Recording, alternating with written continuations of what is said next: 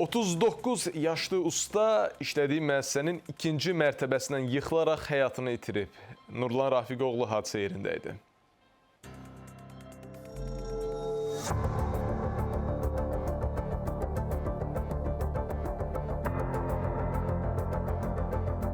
Biri deyir sərxoş olub, biri deyir yıxılıb o nəsə, beləncədə hərə bir cürə deyir. Çalışdığı bu müəssisənin ikinci mərtəbəsindən yerə yıxılıb.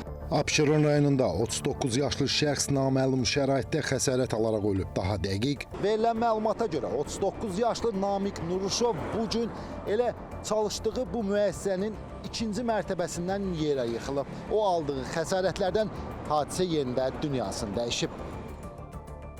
hadisə şahidləri bildirir ki, Sabirabad rayon sakini Namiq Nuruşov usta işləyirmiş. Hadisə isə gecə saat 3 radələrində baş verib. Yıxılıb, özünü atıb, içkili olub deyəsən. Biri deyir sərxoş olub, biri deyir yıxılıb o nəsə, beləncədə hərə bir cürə deyir.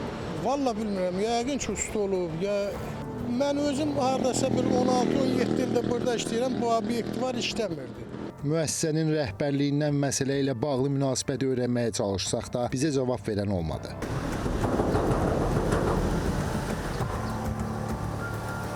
Mərhumun meyiti müvafiq ekspertizə üçün morqa təhvil verilib. Hadisə yerinə cəlb olunan Abşeron rayon prokurorluğunun əməkdaşları baxış keçiriblər.